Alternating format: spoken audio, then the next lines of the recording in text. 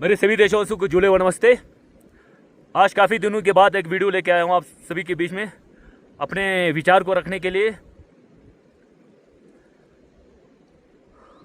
अब इसमें मैं बीते हुए सालों में क्या क्या हुआ उनके बारे में थोड़ा सा रखना चाहूँगा।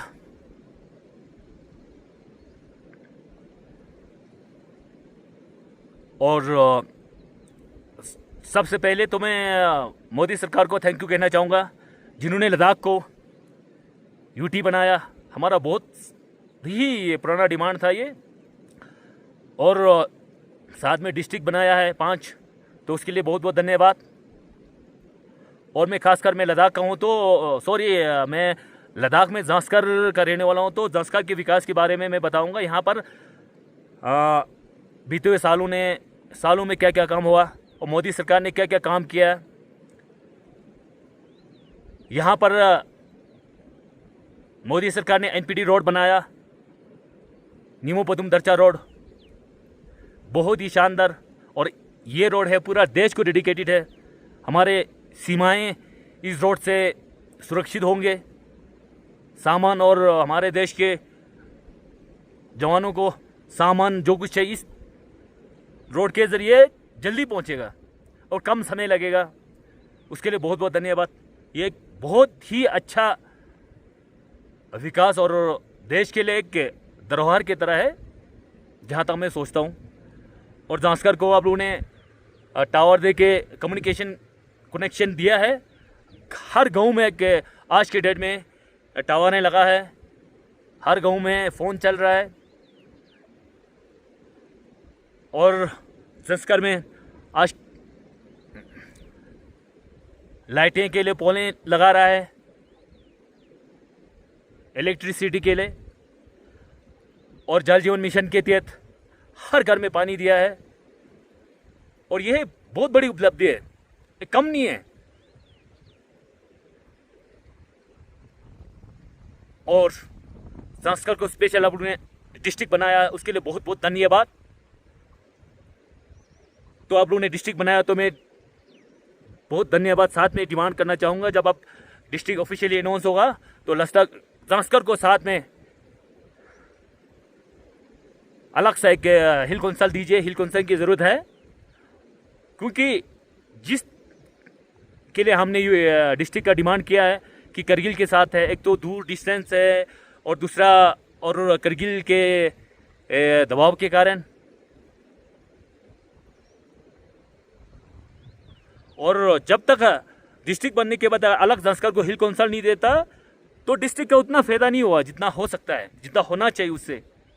तो मेरा कि अपना जेन्युइन आपसे निवेदन है कि साथ में आप ज़ांस्कर को एक सेपरेट डिस्ट्रिक्ट के साथ एक सेपरेट हिल कौंसल दीजिएगा, बहुत ज़रूरी है।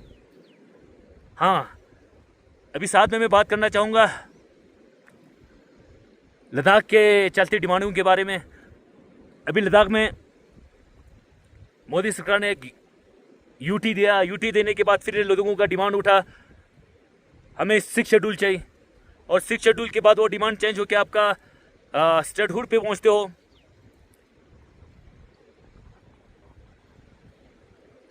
और जहां तक मेरा विचार है, लद्दाख को फिलहाल स्टेटहुड की ज़रूरत नहीं है और ना कि 2 MP सीट की ज़रूरत है।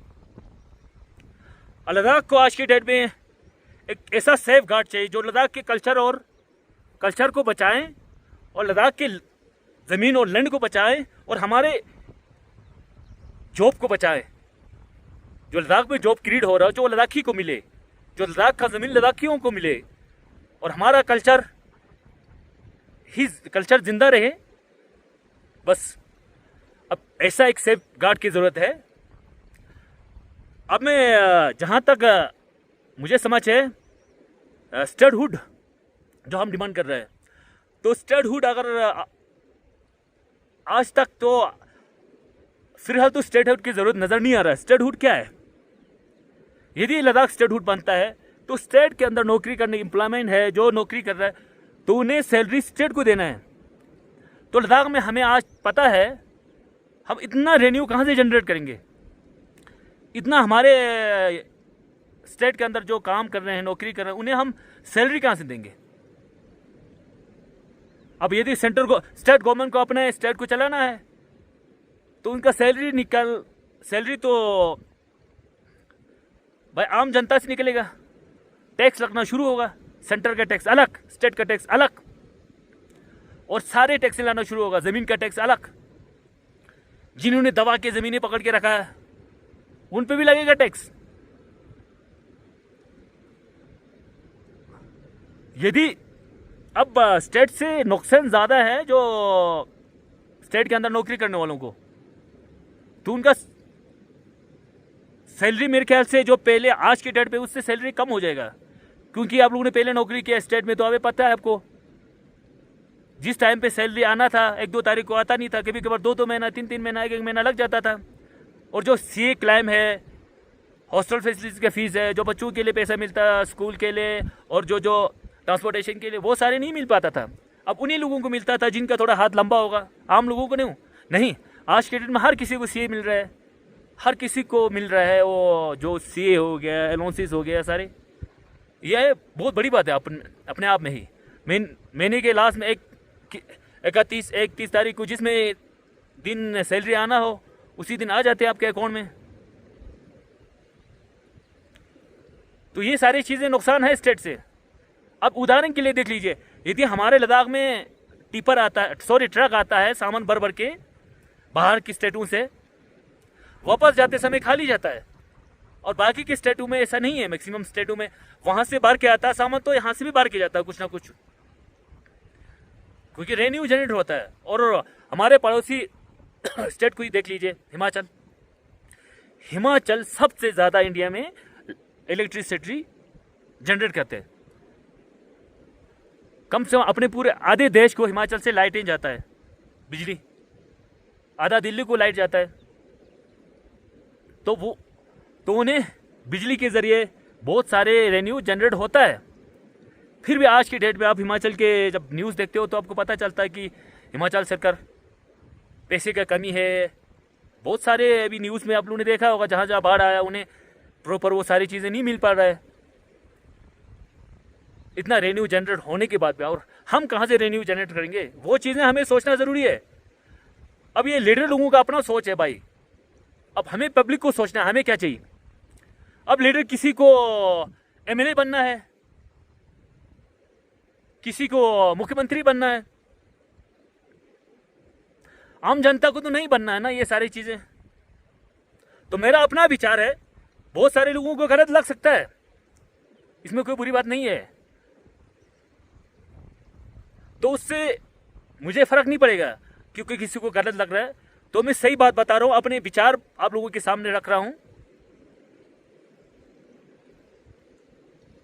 तो मैंने अपने यार दोस्त से, बहुत सारे लोगों से बात किया है कि हमें स्टेटहुड की ज़रूरत है, तो मैक्सिमम लोगों का कहना है कि स्टेटहुड के हम खिलाफ हैं, हमें स्टेटहुड नहीं चाहिए, ना 2 MP सीटें। और यही मांगे हमारे आम पब्लिक का भी हो सकता है। आने वाले समय में हर कोई अपना विचार रखेंगे। तो सभी को झूले नमस्ते, सभी देशवासियों को भारत माता की जय। फिर कोई अच्छा विचार आया तो आप लोगों के सामने शेयर करूंगा। तब तक के लिए जय हिंद।